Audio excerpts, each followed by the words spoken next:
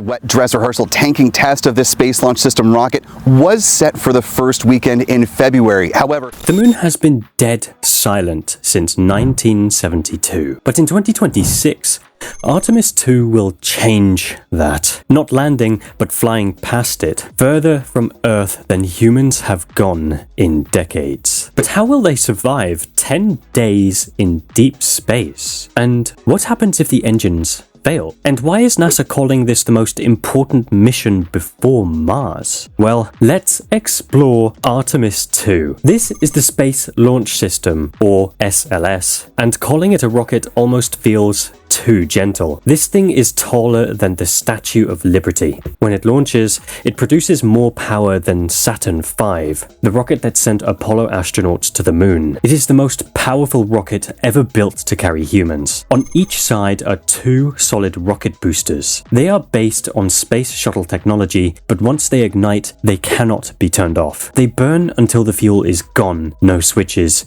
no brakes. Each booster produces millions of pounds of thrust, shaking the ground beneath it. For the first 2 minutes of flight, these boosters are in full control. Painted near the top of both boosters is a massive America 250 logo. It marks 250 years of the United States. More than that, it represents something bigger. This rocket was built by engineers from all 50 states, working together on one mission. At the center is the orange core stage. It burns for about 8 minutes, pushing the rocket out of Earth's grip. When its fuel runs out, it is dropped away. Above it sits the interim cryogenic propulsion stage, called ICPS. This stage performs multiple burns, carefully placing Orion into orbit. It sets the path that will eventually send the crew toward the moon. This is Orion, and unlike the massive rocket beneath it, Orion is small, very small. This tiny spacecraft is the only thing standing between 4 humans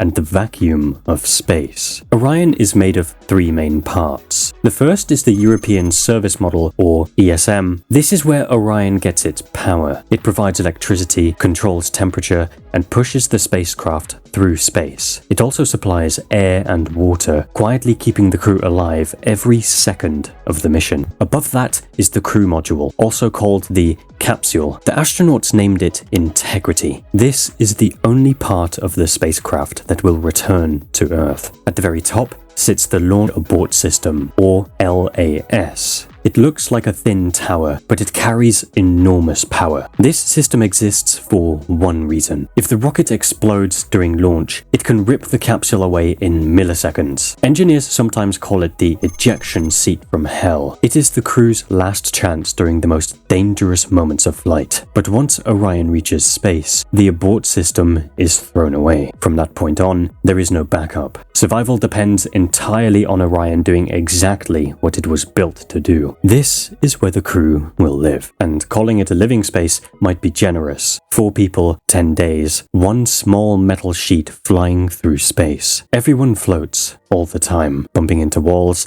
equipment, and each other. Every basic human task has to be planned. Food comes in sealed packets and is rehydrated with carefully measured water. Water is limited, so nothing is wasted. When it is time to sleep, astronauts strap themselves to the walls, but staying alive is not enough. Launch day begins at the Kennedy Space Station in Florida. The rocket stands on Launch Pad 39B. This is the same pad that once sent Apollo 10 toward the moon. History is already baked into the ground beneath it. At T0, everything happens at once. The engines ignite. The solid rocket boosters light up. The ground shakes as SLS lifts off the pad. There is no stopping it now. 2 minutes into the flight, the first decision is made for them. The solid rocket boosters burn out and are jettisoned. They fall away, tumbling back toward Earth. At the same time, the launch abort system is discarded. The crew has lost their escape option. The rocket continues to climb. 8 minutes after launch, the orange core stage runs out of fuel. It has done its job. Then it too is released, falling back toward the planet below. Now only the upper stage remains. The interim cryogenic propulsion stage ignites. This burn is smoother, calmer, and more precise. It places Orion into orbit around Earth. With every separation, the mission changes. Each discarded stage removes a layer of safety. From here on, there is no no turning back. After a few days in Earth orbit, Orion reignites its engine. This is called the trans-lunar injection,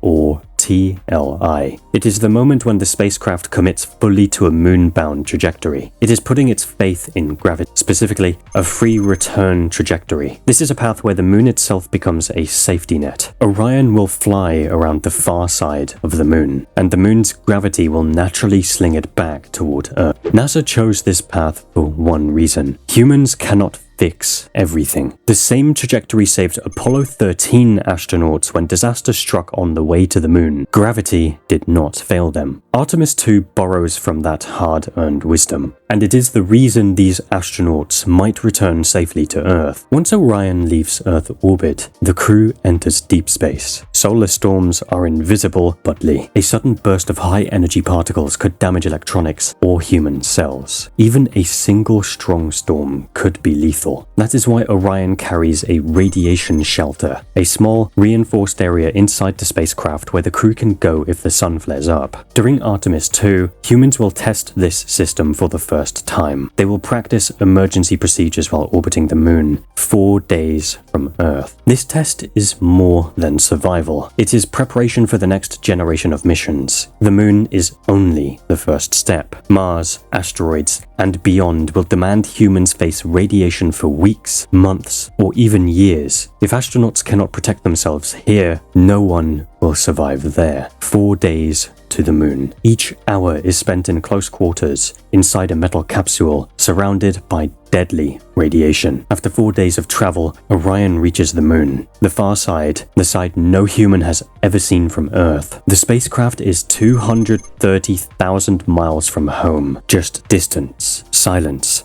and the unknown. For a short time, Orion passes behind the moon. Communication with mission control disappears. The closest they will come to the lunar surface is about 4,600 miles. From this vantage, the moon fills the windows, mountains, craters, shadows stretching across desolate plains. It is beautiful, yet terrifying. This type of mission is not new. Apollo 8 did the same thing in 1968. They orbited the moon without landing, facing risks that were enormous. Radiation, navigation errors, system failures. Anyone could have ended the mission, and yet they made history. Artemis II is following in those footsteps, but the stakes are just as high, and the technology just as untested. But no mission like Artemis II happens without extraordinary people. Reed Wiseman is the commander, a 27-year Navy veteran, an engineer, a father. He has already spent 167 days in space. Reed knows how to lead when everything is on the line. Father was a police officer,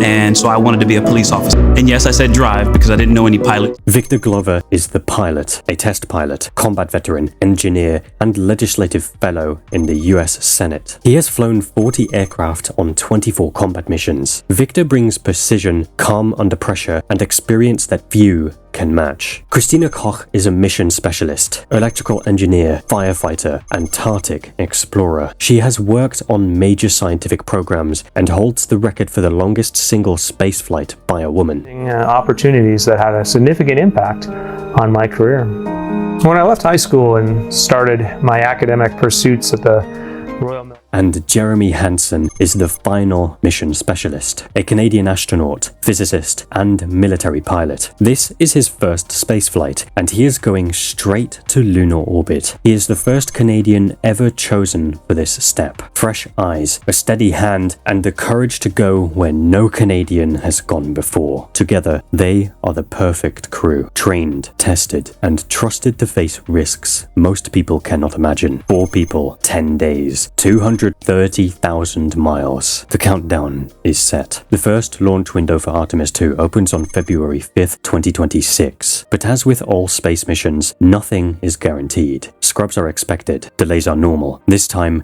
humans are on board. There is no rushing, no taking chances. This mission will be remembered, not for how far the astronauts travel, but for what they make possible. Artemis II sets the standard. It writes the playbook for every crewed mission that follows. The final stakes are clear. If Artemis II succeeds, humanity remembers how to leave home. We prove we can survive, explore, and return. If it fails, the moon waits. Another generation will inherit the dream that could not be realized. But what do you think? Let us know in the comments below, and if you want to know more about how it was actually built, don't forget to check out the channel.